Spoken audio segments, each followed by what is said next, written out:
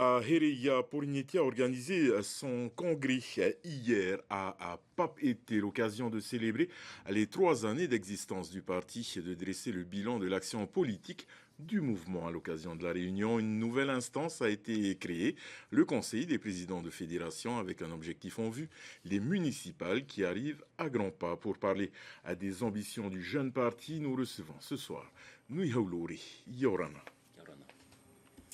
Alors on vient de le voir, Herea Porinetia vient de fêter ses 3 années d'existence. Aujourd'hui, le parti compte se concentrer sur les municipales en mars 2026. Quels objectifs vous fixez-vous pour cette élection de proximité? Déjà, le premier objectif, c'était de réunir toutes les fédérations à l'occasion des 3 ans de Aérea Purinetia et effectivement de définir tous ensemble la stratégie pour ces élections communales qui sont très importantes parce que finalement en 3 ans on a réussi à gagner nos places à l'Assemblée de la Polynésie française, à assurer l'élection d'une députée à l'Assemblée nationale et je pense qu'il est important maintenant d'avoir une vraie assise locale au travers de l'ensemble des communes, des 48 communes de Polynésie.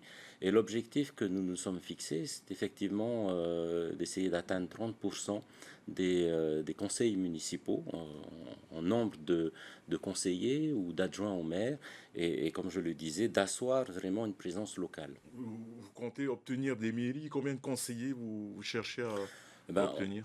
c'est difficile de dire précisément les choses puisque d'abord c'est une élection locale, il n'y a pas d'enjeu territorial, il y a surtout des équipes de terrain qui parfois souhaitent aller seules à ces élections, qui se sentent suffisamment en confiance, qui ont développé un programme, d'autres travaillent en concertation avec d'autres équipes aussi qui se préparent.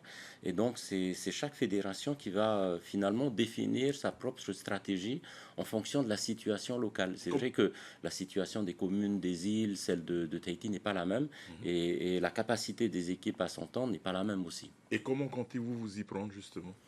Déjà en réunissant, comme tu l'as indiqué, en créant ce nouveau conseil des présidents de fédération pour essayer déjà d'avoir une stratégie la plus cohérente sur le programme. C'est pour ça que nous avons lancé dans le cadre de l'école de la gouvernance plusieurs sessions de formation pour bien expliquer à tous nos membres quelles étaient les compétences des communes. Parfois, on ne maîtrise pas tout à fait ces sujets, on confond les compétences du pays, les compétences des communes, les compétences de l'État. Donc c'était nécessaire d'avoir une bonne compréhension de ces mécanismes et ensuite en faisant du terrain, en s'organisant et en essayant de définir le programme le plus efficace possible. Des accords ou pas d'accord avec d'autres groupes?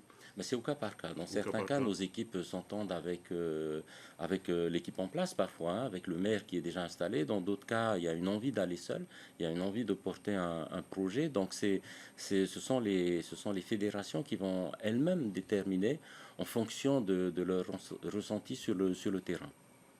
Vous êtes donc un jeune parti, vous avez homologué 8 fédérations depuis 2024, essentiellement sur l'île de Tahiti. Les îles, c'est trop compliqué pour un petit parti?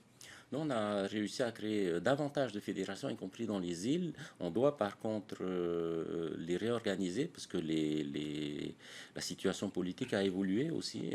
Et donc, certains souhaitent continuer, d'autres nouveaux arrivent. Et donc, c'est tout le travail qu'on va devoir mener jusqu'à ces élections l'année prochaine.